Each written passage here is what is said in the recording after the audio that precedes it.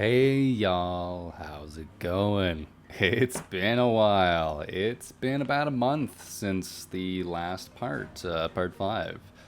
Sorry for the delay. I had a few other things on my mind, busy with real life as well as just wanting to post some other videos. If you haven't already seen it, I did post a OST tier list video, but yeah, anyways. So, getting back to part 6, we left off basically getting our chest piece and our boot. And now, our main goal is just to kind of wander around Harmattan and finish enchanting both of the chest and boots. And then after that, we are going to continue on the quest line. I think I'll only be completing the main quest on this run. I don't think I'll really be going into the DLC unless you guys want me to. I just kind of wanted to do a full walkthrough showing one of these builds, and this build has been very fun to make. So yeah.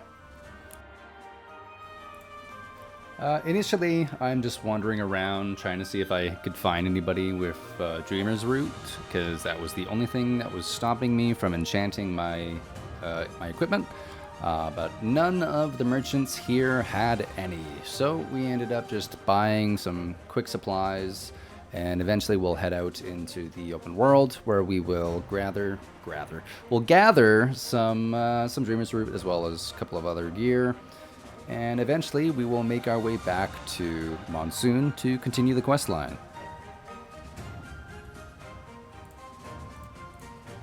One thing I wanted to also bring up is you'll notice I'll have a couple of not the nicest jump cuts and whatnot, and later on in the video we will have a different kind of border issue because I swapped recording devices. Y'all might make fun of me, but the original way I would record these videos is by using Metal, which is a game capture. And I would just set a timer on my phone for like 15 minutes, and then I would click I think it's like F9 or something, which is the button I did, to then record 15 minutes of footage. And it worked for a while, but it honestly, it's Metal is not great for that kind of content creation. I also found that it actually was limiting the amount of it was limiting the resolution size. My laptop that I record everything on is 1920 by 1080, but it was recording at like 1723 by 1080 or something weird. And so yeah, I've hopped over from Metal to OBS Studio, which whatever I think a lot of people use nowadays. And I've already noticed I like it more, and I'm having a lot easier time with editing. But every now and then, for example, this fight we're about to see, I buff up a lot, which I think everyone really should do when you're playing Outward, because, you know, if you're not buffing, you're not playing, right?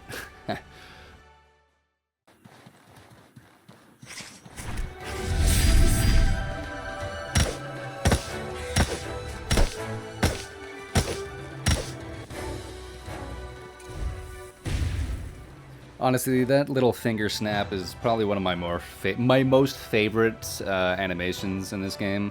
It's such an aura farming move, as the kids say nowadays. I don't know if that'll keep that in or not. We'll see.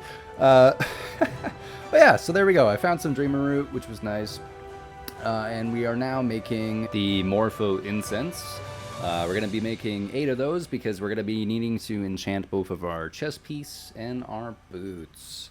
The enchantment we're going to be doing for both is Economy, which is only available, I believe, on the Virgin Armor and on the Antique Plate set. And wow, I gotta say, man, if you don't know what armor to use on a build, just use the Antique Plate set and enchant it with Economy. You'll never go wrong. It decreases your stamina and magicka cost, which is incredible, and it's just a very versatile, and like it works with many builds. But yeah, so we're just going to be enchanting now. For those of you who had not watched the second backstage live stream that Nine Dot Studios had, During that live stream, they showed a little bit more Outward 2 footage, and they actually talked about how they will not be having Enchanting in the vanilla base game. I'm completely fine with that. I feel like if Enchanting was to come out day one, the game would be balanced in a bad way, because before Enchanting came, you could still very much break this game with builds, right? And the Enchanting just kind of enhanced that even more so. So the game coming out without Enchanting, I am completely fine with, just because that way we're going to be able to figure out the game first, and then DLC comes in the future with, we'll get Enchanting then hopefully, and it'll create a brand new way to experience the game again, because your build that you might have created in the past is now potentially upgraded, right, with new enchantments. So completely fine with that. I understand why they're not including it in the base game. One more thing I saw on the backstage event was the oh lord, I'm forgetting what they're called. The Kazite weapons. We got a showcase of the Kazite set with, I believe, the Kazite Oni mask, and we got a look at the halberd, the greatsword, and the axe. And I don't know about you guys, but I play a fighting game called For Honor, and in that there's a character named Tiandi, which is one of my main characters I play, and he uses a melee weapon called a Feng Dao, I believe it's pronounced. And seeing how the Kazite greatsword was a two-handed Feng Dao makes me kind of wanna do a build with that. Not gonna lie, I'm super excited. Man, there were so many things that we also saw within that live stream. We saw, there was a stable master, so we're gonna get most likely a pack mount. There was also the seer trainer and the other physical trainer that they showed us. And there's probably a couple of other things that was hidden within the live stream that we didn't all see. Like there was the console commands when they opened up. There was something called a Phoenix Feather Lantern. Who knows what that'll be, but sounds interesting. Maybe we fight a phoenix as a boss or some sort of enemy type. But yeah, I think there's a few things as well that I need to kind of talk to and figure out myself for what I'm going to do. Initially, when Outward 2 comes out, I think for sure I'm doing a mage first. However, I did just read on the Outward subreddit and looked in the Discord that we will be able to dual wield pistols and swords and most likely daggers. So, dual wielding, that's also something I really wanted when Outward first came out, and I was disappointed that you could only offhand like a dagger as a kind of second melee weapon. So there's so many ways to play this game, and I don't know what I'm gonna do first. I just don't. But yeah, anyways, that's enough about the live stream. So right now, I believe I'm just heading right back to the Cabal Wind Temple for one last run to the for some Shell Horror chitin, and then that way we can get one last set of Shell Horror weapons. And I think I'm then set for some silver and gold. I don't really think I need any more. I have all my breakthroughs, or I will have all my breakthroughs, and then silver just becomes a just something to buy potions and all that other fun stuff with.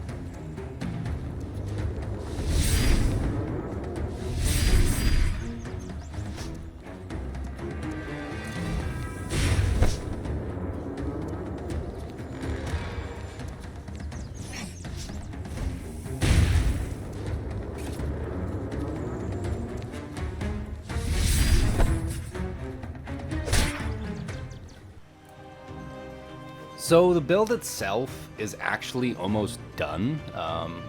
I think the only thing that's left is enchanting the headpiece. My sword with the astral sword is just going to be enchanted with poltergeist. Not really caring about the raw damage, but rather just that repair and the self repair. And then after that, yeah, I mean that's basically it. I mean, we'll get our passives from our quest line, which is why we're also completing the quest line. But yeah, that's kind of the majority, the base and everything left of this build. I mean, I could probably find maybe some better armor if need be, but like I said earlier, the antique plate set is it's really good, man. It's so versatile. If you don't know what to do, you just use that. So my question I wanted to ask you guys is, how many times have you played Outward? How many times have you beaten Outward? How many times do you enter dungeons now that you've already played this game so many times, so you already know what's in there? For example, later on in the video, I will go just walk right past the Face of the Giants cave dungeon, because I don't need anything in there really other than just, maybe just selling the Sky Crown Mace, or if I was really needing it, I could kill that ice and fire. Yeah, the fire elementals for chance of the particles, but if you need elemental particles, just go to the Antique Plateau, because it's a higher drop chance there, right? I feel like I've played this game too many times now that I don't really explore anymore. Rather, it's kind of like a mini speed run, I guess, in a way, where I have a path that I've done many, many a times, and I just keep running it. Oop, voice crack. Running it. And, yeah, I don't find myself exploring that much anymore. So, back in Monsoon, we're just going to sell all of the loot that we grabbed, and then buy whatever potions, whatnot we need, as well as, buying extra iron weapons to turn into Fanged, and then those Fanged to turn into Horror. Everyone knows the pattern, and many people have run it. And, yeah, I'm just making commentary right now until we get to the later part. But yeah, I'm trying to think of builds I haven't done in this game, and I think there's only two. I've never touched bows. I don't really like how the bows work in Outward. That's just personally my preference. I know a lot of people do like a Hex Mage with the bow, but I don't know. I prefer the Hex Mage in this build, right? I prefer a Hex Mage that's like a combat mage. And yeah, I don't know. Bows I haven't really done much with. I've never used a spear really, other than like the fishing pole in the tutorial area. Great hammers I have, but I haven't like completed the game fully on them. This was interesting. The giant was aggroed onto some of the bandits, and honestly, that's another thing I really want to see in Outward 2, is I'd love to see more kind of like active open world map. Like I would love to see like a giant fighting a alpha Tanosaur or something that's like a scripted event, or something that's just more interaction in the open world. That's what a lot of games that have open worlds, that's what they suffer from, is if there's not really any events or nothing that really happens in it, it's just a walking simulator. And don't get me wrong, Outward has a lot of walking, but we at least have the amazing soundtrack to help us along the way. And I just can't wait for Outward 2.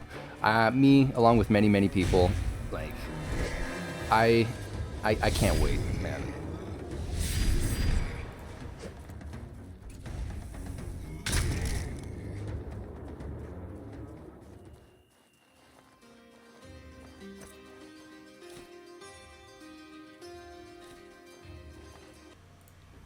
And now we are back in the marsh.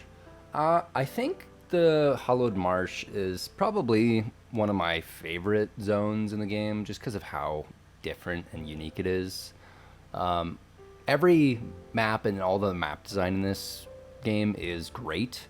If I was to list my favorites, oh man, I don't even know. I really liked the Hallowed Marsh Then honestly, Chersonese is a great one as well. It's an amazing tutorial, or not tutorial, it's an amazing starting area. They could not have made a better area to start the game in. Berg is alright. I kind of wish it had maybe some, like, I don't know, maybe some more colors or something. Caldera is just Caldera, and Antique Plateau is... the Antique Plateau is also really nice. I think the Antique Plateau has one of my favorite areas, which is the Mana Lake, the southeast zone in Antique Plateau.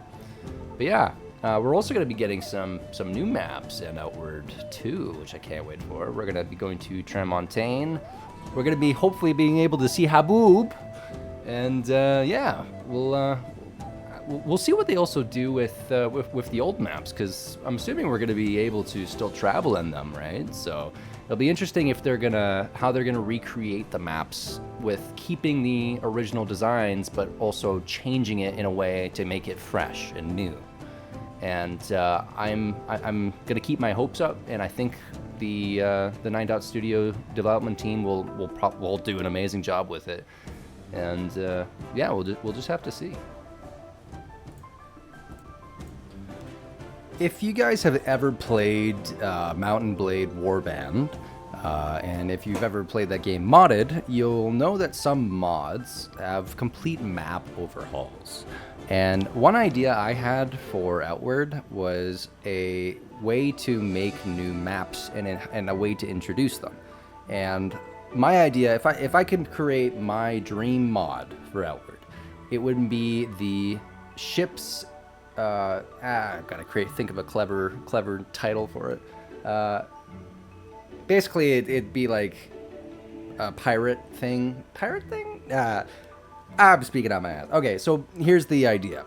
Basically, how the mod would work is when you install it, you are then, after you defeat Vendavel, you would, in that little fort area where the dock is, I would then make it so that after you defeat them and you now quote-unquote take over or own Vendavel Fortress, through Vendavel, you can, in that little docking area with your boat, you can now travel with that boat to different areas that don't exist in the vanilla game of Outward. And this is where I would find some sort of modding community to help, with map design. It wouldn't be huge maps. It'd basically it'd be like dungeons that you would just teleport to after you would click on the boat, and you would then be traveling through different scenarios where you could potentially get, ambushed by pirates while you're fighting. And then, just like how you're sleeping, you get ambushed, you get ambushed by pirates.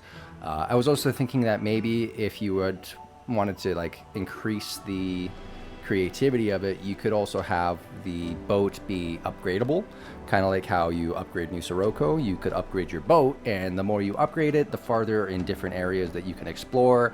And you'd just basically you'd visit islands, and you'd have it'd be a way to introduce new maps. That's my dream idea for my mods. But yeah.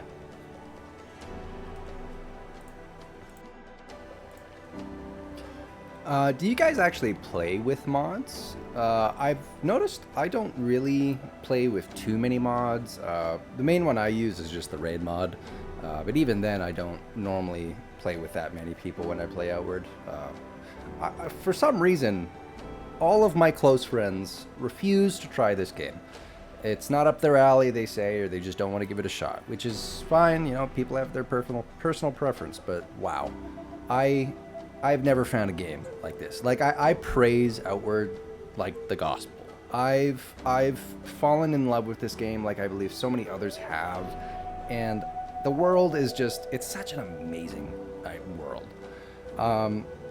One thing I wanted to ask you guys, if you made it this far into the video, is another video idea I had, and I was debating on kind of researching more of, is if you guys, just like how VodiVidya does lore videos on Elden Ring and Dark Souls, I would not mind kind of delving into the lore of Outward and, kind of talking more about, the Scarlet Lich, you know, or sorry, the Scarlet Lady, you know, talking maybe more about like the first Wendigo, and like just doing like maybe a little lore series, whether it's through shorts or whether it's through like short little videos, but I don't know, just an idea, just something I was thinking of. But yeah, so for now, I think the video, or sorry, this series, the Chakram Hex build, will only have a few parts left. I think we're getting decently close to finishing the main quest line here. And after this build, I have nothing else planned for Outward. The only other thing I was thinking of doing was a Iron Man challenge. And if you guys know of what an Iron Man challenge is, it is basically you are not able to buy anything.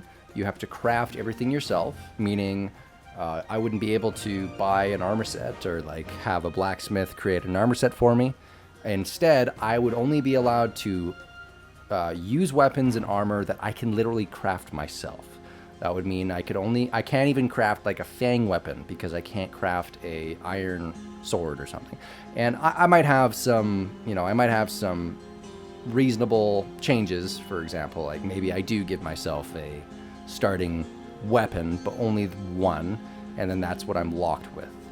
And if I use it up, or if it's something happens where I can't use it anymore, then I'm just locked out of using that for the rest of the run. You know, you can't. That's the idea. It'd be an Iron Man challenge run. The other idea I had for a series would be a offhand only run or a dagger only run. Could also do a pistol only run. But yeah, let me know in the comments down below which one of these ideas you guys would have the most interest in.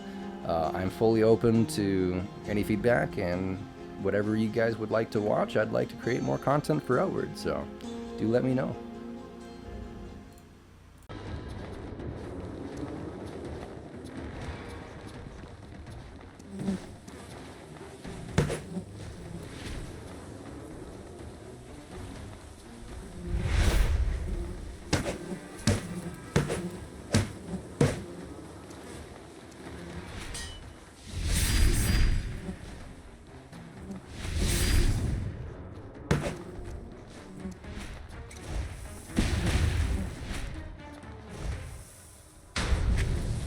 Oh, how I love this Chakram Hex build. It's so visually and just pleasing in general when you get that the Rupture cast with more than 3 hexes. The boom boom boom, you know. But yeah, so we end up finding our friend, the best man that there is, Zifrin, and unfortunately he is no longer able to be saved. Ah, how I love this man. He's the soul heir of Outward, I would say. Gep is also in that area, but I would say Gep is more akin to a legend, right? And yeah, unfortunately, Zephyrin succumbs to the corruption and dies. And that is, I remember when I first found that quest, or when I first did this quest, and I first found out that I could do nothing to save him, I was heartbroken. Because my very first time playing Outward, I went through the Holy Conflicts path, and he was the reason why I could find some decent loot at the very beginning of the game. And because he took aggro and helped me out, he was one of my favorite NPCs. And, you know, he's wearing the candleplate armor set, so he looks dope. And we almost die here because I wasn't paying attention. But yeah, he's definitely one of my favorite NPCs of the game. And with the 2 of them dead, I thought, you know what? Let's really challenge this build. Let's see how good it really is, and let's get revenge for our boy by killing the big boss that is in this area.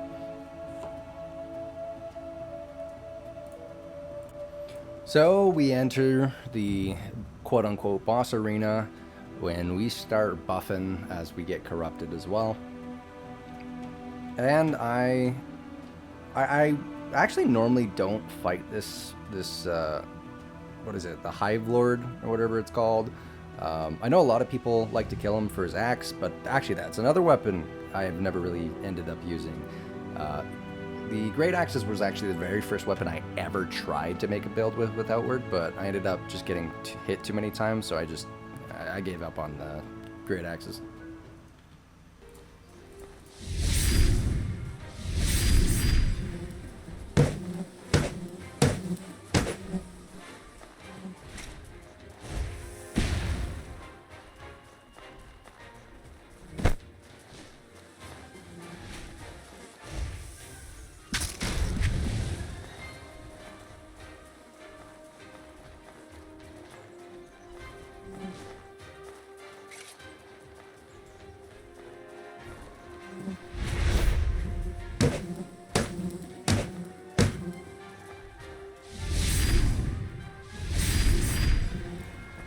Honestly, right here, I probably should have just hit him so he was stunned.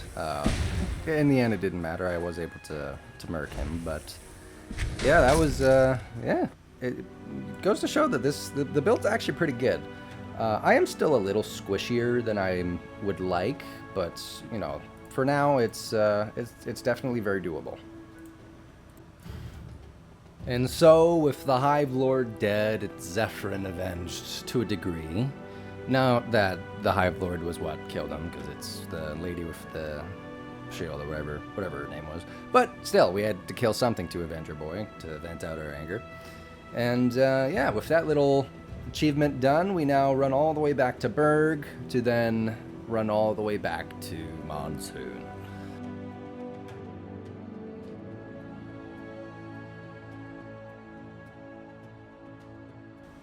So just like how we have backpacks and exchangeable backpacks, one thing I would have liked for Outward is some sort of permanent pouch upgrade. You know, whether you find a satchel or some sort of fanny pack that you could equip and it would increase your pouch size, not by too much, but just by a decent amount. I don't mind that some armor sets just do that in general, like the Traveling Merchant set and whatnot, or the Master Trader set, sorry.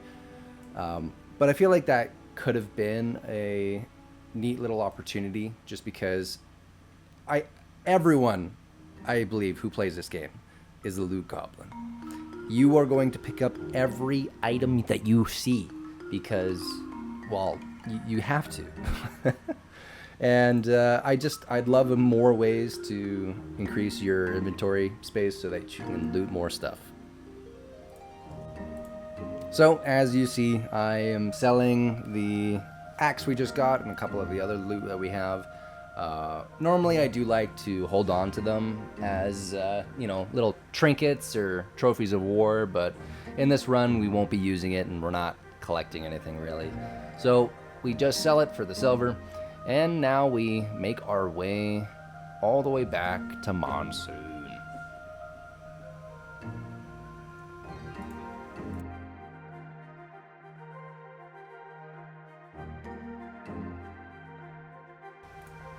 Every single time that I run past the Face of the Giants dungeon, I always debate about going in just because it's such a cool looking dungeon. Come on, you're telling me that the entrance to that dungeon is the mouth? That's such a cool map design. Oh man. But yeah, alright, back in Monsoon finally. And now we speed run our way back to, we're in the Hallowed Marsh and we're gonna speed run our way back to Monsoon. So the nice thing about Speedster is you just have to get your 4 stacks and then you are super speedy. And we get our 4 stacks from the Ice Mage, forgot where we dropped our backpack, and then we run faster than we could ever before. One of my favorite things to do is one of those max speed or max movement speed builds. They're not super efficient, but come on, they're so fun. Basically, it's Code Sonic without Code Sonicing and cheating. Man, when I was running through here and I saw that sun and the rays of light shining through, I just kept looking at it. This game is so beautiful. The soundtrack is amazing. I'm gonna praise it every time I hear it. Come on, the soundtrack's so good. Oh, Outward, I love this game. But yeah, so crossing the bridge, Oh yeah, I guess you know what? I'll change the subject here real quick. One more thing I really want to learn more about, honestly, is the giants. I find the giants in this game so cool, and I really, really wish that we could have had a more to learn about them, or just more on the giants. They're kind of one of my favorite races in RI. They're very unique, and you know they have like what are they called again? It's like the Dusk Father or something, and the lore behind that is awesome, which is another topic we could do for a lore video, by the way. But we arrive back in Monsoon, but we notice something's off. There's been a murder. Yes, and who is the murderer? None other than our friend. So we run all the way back to our house first because, you know, even though our friend's in prison, we still got to deal with our inventory. So we deal with our inventory and we sleep until the morning because, hey, we need a full rest before we can actually take on any sort of jailbreak. But with that out of the way, we now run all the way back to Eleonara, whatever her name's pronounced, and we continue with the quest line to free our lady friend. But before we do that, I head over to the blacksmith because I realized I repaired my traveling set and not my armor. So I quickly repair my normal armor. I head over to buy the marshmallow tartines because every time you come here, you always buy the bread, always buy the tartine jelly. It's always worth it. And then yeah, we finally talk and continue our quest line.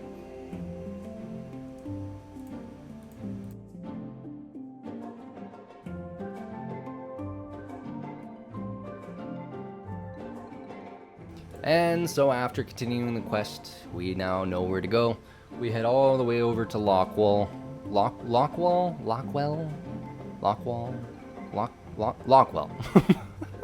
Yeah, so we talk to Lockwell and we bribe him because we have all that money.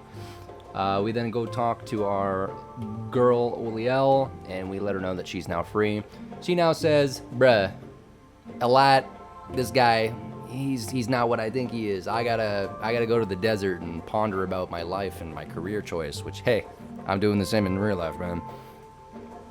So yeah, she fucks off to the desert, and we are now done with this quest. And we head back to talk to our quest giver and get our reward. And so now Elat talks our ear off, and I have to decide on if I want one reward or the other. We're given the choice between the divine assistance or the spiritual communion.